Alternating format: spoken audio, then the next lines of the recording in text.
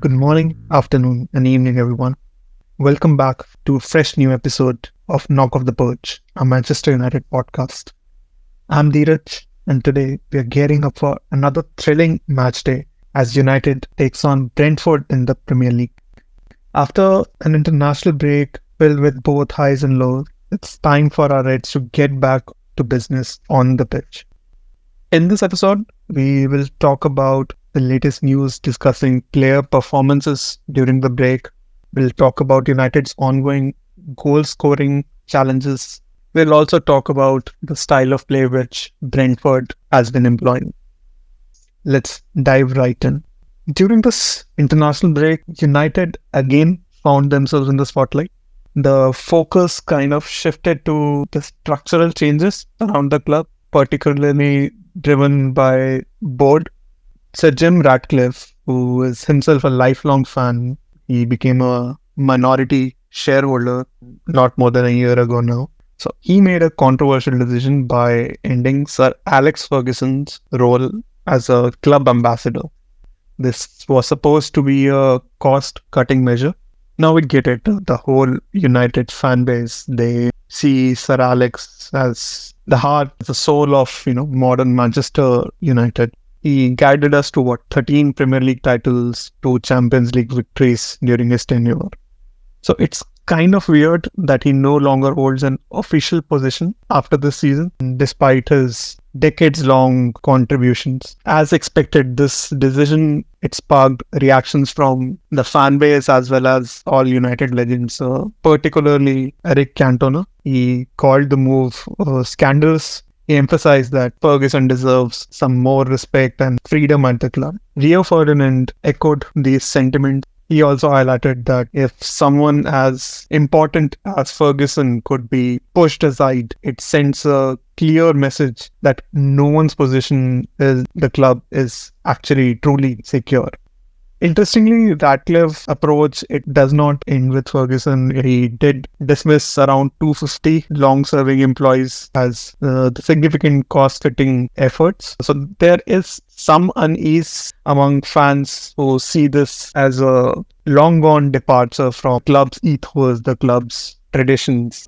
Yes, we are all waiting. We have to understand that Sir Alex is now 83, 84-year-old. He's given all his life to Manchester United. As long as this decision was amicable, I believe it's a good thing to move on from our past glories, look for the next game, next things. Meanwhile, our next game against Brentford, that will provide an opportunity to see how the squad focuses on football again, and everyone is hoping we get a positive result on the pitch. Great. Now on to football. The international break was a mixed bag for United. We saw a lot of players who missed out on their national team duties.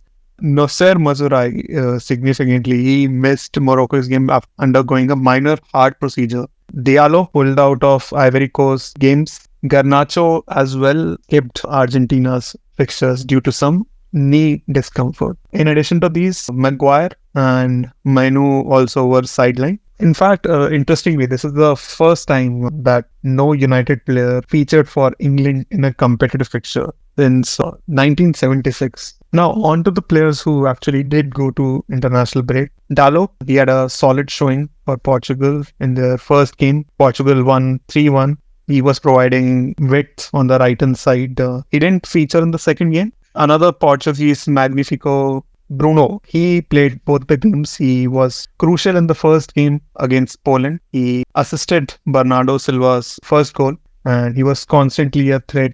The second game was a draw against Scotland. Fernandes was involved throughout. He had 2 key passes. He also tested the Scottish keeper with the long-range effort. Now, the star of this international break for me was Christian Eriksen. He played 73 minutes in the first game, and in the second game against Switzerland, he assisted as well as scored both the goals. So he was involved in both the goals of Denmark. His overall performance on praise, he himself was quite delighted on to getting some minutes, getting some flow in his game. So he said that he is a player now who can play every 3 days, something positive of this international break. Onana, he played starring role in both the games of Cameroon. He had one clean sheet as well in the AFCON qualifiers. Højlund, his break wasn't as productive as Eriksson. He only managed about 12 minutes in the loss to Spain, and against Switzerland also he didn't play. He did speak about the work he's putting back into his fitness. He talked about trying to get back into playing 90 minutes. We still don't know if he's ready to do that. Okay, so Lisandro Martinez, he also had very limited action. He came on as a substitute. And talking about Mathis de Ligt, he also had a non-significant break. He only came on against Hungary. In the bigger match against Germany, he was benched and didn't start. Now, moving on to the availability of players for this week, the international break wasn't very kind to United when it comes to injuries. Against Brentford, also, we have about 11 players now who are going to miss the games, and there are some doubts as well. We'll obviously get more news after the manager's pressers, but till now, what we know for sure is Ugarte picked up some sort of muscle injury during their draw with Ecuador. He was forced with some muscle pain in his right thigh. His status remains uncertain. Kobe Mainu pulled out with a hamstring problem. He might be out for 3 to 4 weeks. We have taken into granted Kobe Mainoo's presence and his consistent performances. Garnacho missed the 2 games against. He is managing a knee issue currently. The biggest problem I feel right now, which we have, would be in defense. Mazraoui, we don't know his recovery timeline. He had just gone under a precautionary procedure. Now, Tyrell Malacia, we might be able to see him at the end of October, but Malacia and Luke Shaw both are unavailable for this match. As of now, Dallo is our only available senior fullback. So we might see a centre-back being employed on the other fullback position. Another defensive worry, Harry Maguire. He was seen limping off in a calf injury against Aston Villa. He also becomes long-term injury now. He won't be available for the next 4 to 5 weeks. So coming to attack, we still don't know about Mason Mount injury status.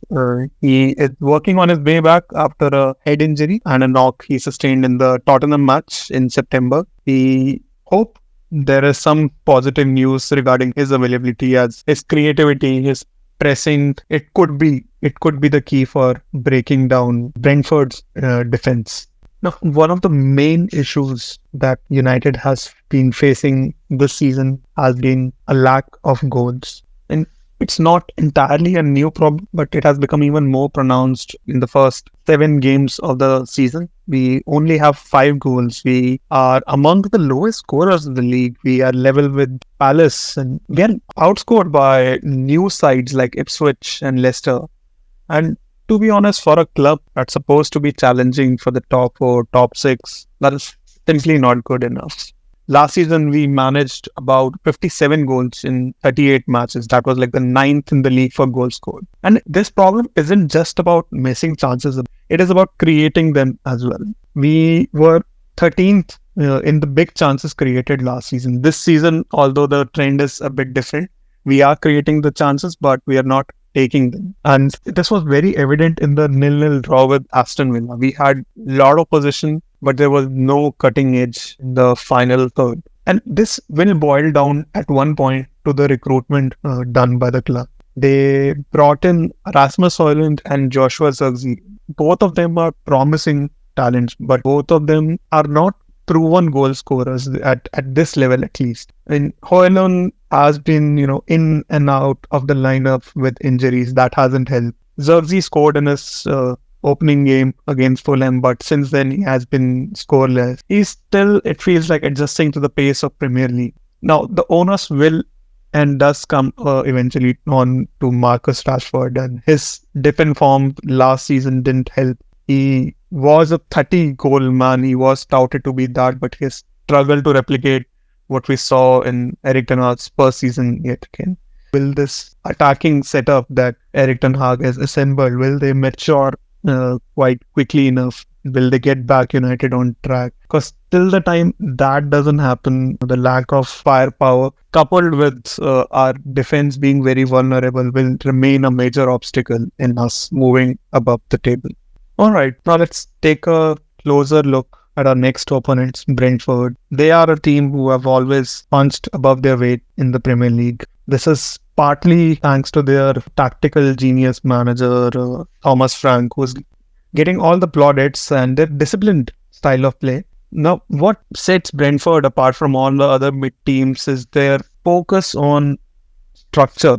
We have seen Thomas Frank employ a 4-3-3 style of play, but he moves to a 5-3-2 when needed, and sometimes we've seen them play a 4-4-2 also. Sometimes we've seen these three formations in a single game, and that is tactical flexibility that we don't see in mid-table teams that very often. Their 5-3-2 allows their defenders to attack in numbers, and they can turn defense into attack very fast. They often drop back into a very compact structure, making it difficult for the other teams to score, and they invite the pressure. They currently have both of their fullbacks injured, which does mean that they are playing with 4 centre backs, and use their pace and then their direct passing to catch the opponents in transition. We've seen that happen multiple times. They have been very effective, at least in their home games. They have got 10 points out of 12 points. That is one of the highest ones this season. Yes, they have not won any away game,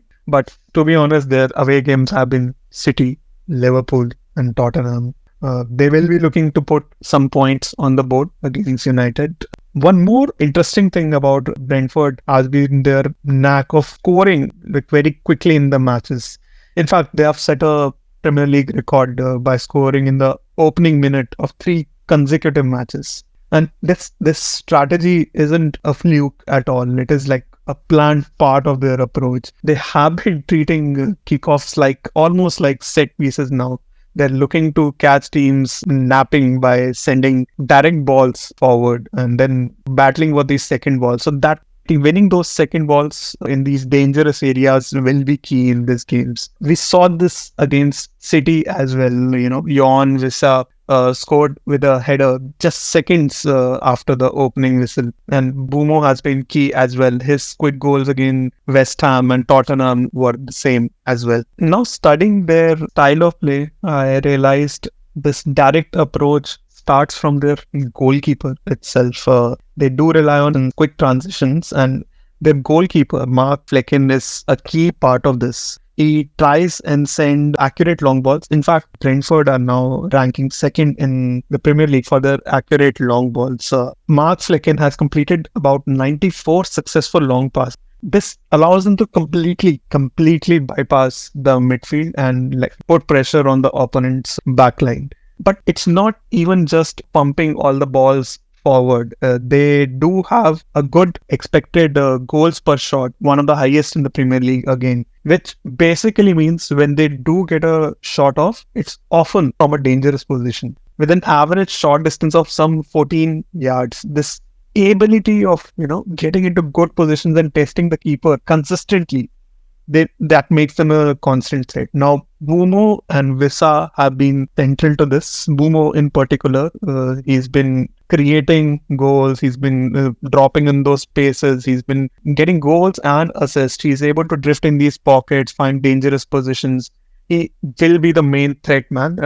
Also because Johan Wissa might not be available for this United game. Now, a key point to understanding how Brentford play the way they play is their defensive organization under Thomas Frank. Even though they excel in pressing high up on the pitch, their high press usually helps them disrupt opponents' build-up play as well. But when facing stronger sides, say a City or a Liverpool, they aren't afraid to drop back into a deeper block to absorb all the pressure. So no team has more touches in their own penalty area than Brentford. That shows how comfortable they are playing out from the back even when under pressure. So this ability to absorb pressure and then quickly transition is what makes Brentford a very dangerous team, according to me. They are very good at defending set pieces as well. They have quite a physical back four. They use their physical presence to dominate most of the aerial battles.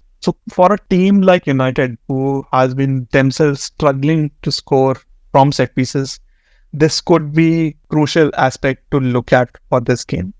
Now, we cannot talk about Brentford without giving the plaudits to Thomas Frank. Since taking over this team in 2018, he has embedded culture of great tactics and hard work into this team. He runs this club with one of the lowest wage bills in the Premier League, and every player knows their jobs. Every player is well drilled into taking on their opponents. He was, in fact, rumored to be a runner for the United manager position. He has distanced himself from the conversation. He said, we'll see what happens in the future. But yeah, there have been managers who have that. Thomas Frank does deserve a shot at a big club in England. Influence is quite clear in Brentford, in their recruitment, in their tactics. It has been seen that they have identified very undervalued players and then, integrated them into their own style of play. We have seen players like Pinnock, like Matthias Jensen, who was played very well into the system, both defensively and in transition. Now, Brentford might not be one of the giants, but they have got a reputation now of tough opponents. And United backline has to be very wary of their direct style, of their quick switches of play. We have to stop the likes of Bumo and Wissa, wherein I see the first key battle of this match. Whoever starts in the backline, so they will have their hands full with Wissa and Bumo, and we'll have to be compact in these spaces, not give any breathing space to Bumo or Wissa, and we have to be disciplined. We have to be concentrated the 90 minutes to avoid Brentford scoring quickly or scoring at any point of the game. Another place on the pitch where we need to win has to be the attack line, but truly expect Højlund and Rashford to give their back four problems, but we have to improve our goal scoring record. So that is the second key battle I'm looking at. The four centre backs of Brentford versus Højlund, Rashford, Bruno being back to his normal self, and Garnacho as well. On that note, let's see the predicted lineup for Brentford. I believe it will be Onana at the back, and Dalot and Martinez. I believe Martinez would be the one who will have to be moved to the other full-back position since Mazraoui, Luke Shaw and Malacia are unavailable. The centre-back pairing should be De Ligt and Evans for this one. We don't have a lot of fit centre-backs as well. Now, owing to Menu's absence and unavailability of Mount as well, I believe it will be a mid-three of Casemiro, Eriksen and Fernandes. Frontline, I think it'll be Garnacho and Højlund up top and Rashford. Garnacho and Rashford swapping wings time and again. I believe this team, on paper at least, has what it takes to beat Brentford. And to that, I believe the predicted score should be a 2-0 with both Rashford and Højlund scoring. Alright folks, that's the wrap up for today's episode. As we head into this big weekend, let's hope United can find their spark and they can turn things around quickly against Brentford. Thanks for tuning in. Don't forget to subscribe. Don't forget to share your thoughts. Stay connected with us on all our socials. And remember, this is our perch. Let's knock him off. Until next time, stay united.